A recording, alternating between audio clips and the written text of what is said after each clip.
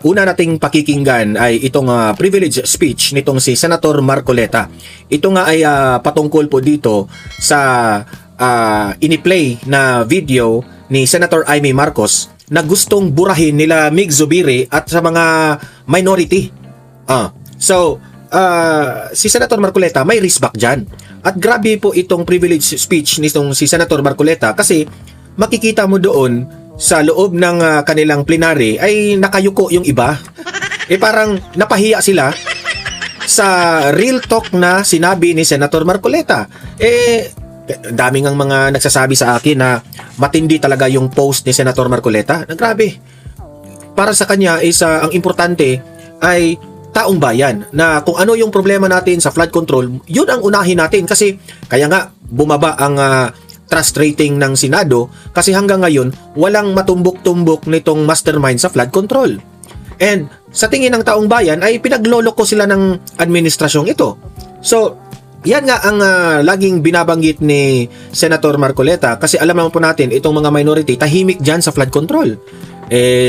Napag-alaman natin na lagi tayong nag-research, alam naman natin. Kaya pala na hindi nila matumbok-tumbok yung mastermind na yan kasi merong iba dyan malapit kay speaker. Malapit kay speaker. O kundi man kamag-anak sa kamag-anak, ganyan. So umiiwas sila. So maganda talaga yung buti ko sana in-screenshot ko na lang yung post ni Senator Marcoleta. Ang galing ng post niya, no? Pero anyway, mapakikinggan naman natin siya dito mamaya sa kanyang sinasabi na si Marcoleta talaga, makikita mo talaga na he is for the Filipino people. Okay? At also, yung revelasyon ni Senator Amy Marcos na merong nagaganap na pagpupulong patungkol doon sa term extension, patungkol doon sa pagbaba ng edad ng isang pagiging presidente, yung dadagdagan yung mga senador na 2031 para yung sa susunod na eleksyon. Inamin ni Senator Lacson na merong pagpupulong. Hindi raw seryoso yun. So pakikinggan din natin itong si Senator Lacson at kayo nang humusga kung maniniwala kayo sa kanya o hindi. Mamaya magre-react tayo dyan. At bago ang lahat, paki-like at paki-share muna dito sa ating channel para marami po ang makaalam. At sa mga first time dito nanood sa aking channel, subscribe na po kayo para updated kayo lagi sa mga balita na kagaya nito. Okay? Libre lang yan. Hindi yan bayad sa YouTube. Libre lang yan. Huwag kayong magpauto ng ibang mga vloggers dyan.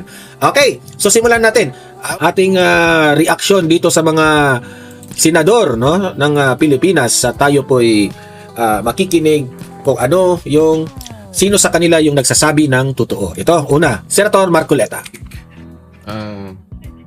I'd like to be sure if our colleague Senator Lito Lapid will also stand to second the motion. I mentioned that all the members of the minority. I failed to mention Senator Lito Lapid. I am sure that the good senator from Pampanga would like to associate himself with the motion of Senator Zubiri. Okay. Madam President, Proceed. I got his word. He is not seconding the motion of my amiable friend, the former... Paki-comment nga sa ibaba kung totoo ba na itong si Lito Lapid raw nag-transfer na raw sa majority. Di ko lang alam kung fake news yun o totoo. Majority Leader, Senator Mig Zubiri. Madam President, the motion was premised on Section 93 of the Senate Rules. May I read this again, Madam President? Acts and language which offend a senator or any public institution shall be deemed unparliamentary. Madam President, I have not heard any word from Senator Amy Marcos that offended the sensibilities of our counterparts in the minority. I think what is being objected to, Madam President, which is not... Tingnan nyo yung smile ni Senator Robin Padilla. Parang may halong parang ang kanyang body language parang sinasabi, lagot kayo ngayon kay Marcoleta. Yan ang smile ni Robin. Covered by the rules are the videos that were presented during or before her speech. Pwede ko bang malaman, Madam President, kung yung pinay-strike out kasama po yung video na nakita natin na kung saan ay nagsasalita ang ating kasama, Senator Risa Hontiveros. Kasi po sinabi niya, while BP Sara is in power, the threat of a full-blown Duterte comeback is still a very real and present danger. Sa akin po, walang problema yun. Opinion niya yun eh. And we have to respect that opinion. Yan po ba'y pinaalis natin? Gusto ko lang pong malaman, isa-isahin natin. Pangalawa po, nakita ko rin po yung sarili ko.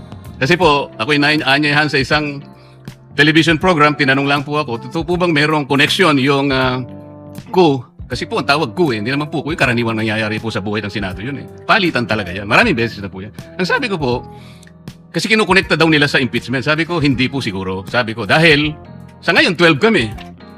Hindi man kinakailangan naming mag-coup para lamang i-prostrate natin yung impeachment. Palagay ko po, hindi. Yung po bang opinion ko na yun, tatanggalin? Gusto ko lang po malaman. Kasi po, meron pa po nga sinabi, sinungaling. Meron din po nagsabing gano'n eh. Ang ibig ko po sabihin, Madam President, ngayon po nakita natin the vibrancy of democracy in this chamber. Isa-isa po silang nagsalita lahat. Nabigyan ng pagkakataong ipaliwanag ang kanilang panig. Hindi po ba maganda ngayon na nakita ng taong bayan, nagamit nga lang po yung kanyang presentation. Pero naging daan para mapakinggan ng buong mamamayan. At sila na po ang final arbiter, Madam President. Ako nga po eh. Ako nga po. Kailan lang nag-privilege speech ang isa sa atin dito. Habang nagsasalita siya, pinadaan niya ang isang slide na merong isang papel, na merong takip. At pagkatapos, merong nakasulat, care of Congressman Marcoleta, 500. Isang kapirasong papel na tinakpan. Grabe. Nung hindi pinatos ng media, kinabukasan, nagpa-interview siya, hindi minsan, 2 beses. Para lamang ipangalandakan ang importansya ng papel na may takip at merong nakasulat, care of Kong Marcoleta, 500. Nagsalita po siya sa media 2 beses. At paiimbestiga raw ako sa ombudsman. Dahil po ba sa media nangyari yon at hindi dito? May diferensya po ba? Wala. Walang diferensya yun. Pareho lang yun. Napakasensitibo natin sa ibang banda. Pero hindi natin nakikita ang ginagawa natin on the other hand. Bakit po hindi nasasagot hanggang ngayon yung tanong ni Senador Risa? Bakit po tayo nagkaganito ngayon, Madam President? Kasi po, napigilan lang akong magtanong. Ngayon ko na po tatanong. Alam po ba ninyo kung bakit tayo nagkaganito, Madam President? Kasi po matagal ko nang sinasabi, 9 na buwan na po ang nakararaan, ngunit ayaw nating ituloy ang pag-iimbestiga sa flood control scandal. Correct. Isang pinakamalaking nakawan sa ating bansa. Parang ninakawan ng isang pamilya sa tanghaling tapat. At ang mga magnanakaw ay hindi nakamaskara. Nakakurbata lahat. Nakabarong Tagalog. Paano hindi masisira ang kumpiyansa ng mamamayan kapag tinalikuran natin ang ganong pananagutan? Ano pong sinabi pa sa akin? Imbes na sagutin nila yung privilege speech ko noon, nasa pamimilit ko na, eto pong tungkulin natin eh. Naging PNP chief kayo. Ako po'y humanga sa inyo noon. Hindi ko na ikukwento yung lahat ng ito. Bakit ngayon? Bakit hindi natin gawin lahat yun? Alang-alang sa interes ng bayan. Kaya po tayo sumadsad ngayon dahil yung pananagutan na yun, pinipilit po nating pigilin. Ang dami po nating pinagtatakpan. Tumayo siya, imbes na sagutin niya ang aking sinasabi. Ano po sinabi niya? Kung ano-ano po sinabi, nagpalabas din po siya ng napakaraming video na kinakampihan ko si Diskaya, nag-bla-bla-bla, na ang asawa ko raw ay independent na ganito. Lahat po. Pati yung tayo ko sa Congress noon, na sinasansala ko yung mga kasama ko because ngayon ko lang nakita ang Vice President, nagpipresent siya ng budget for 2025. Inaaglahi siya sa budget 2022 and 2023. Yung mga ganun po.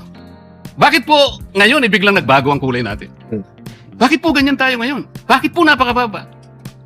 Siguro po, kung may pagkakataon tayo, maring bukas o kamakalawa, makikita po ninyo yung complete video yung nangyari nung Lunes, May 11, 2026. Kung paano, alas 7 pa lang ng umaga, nandito na yung tropa ng NBI na nakipag-coordinate sa opisina ng OSA.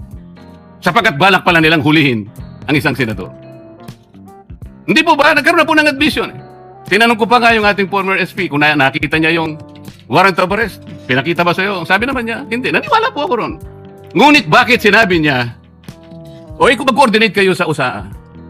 Alam po ba niyo, Madam President, kung ako po ang Senate President, kaya ako lang naman ginagawang halimbawa ito, Madam President, dahil hindi naman po ako magiging Senate President.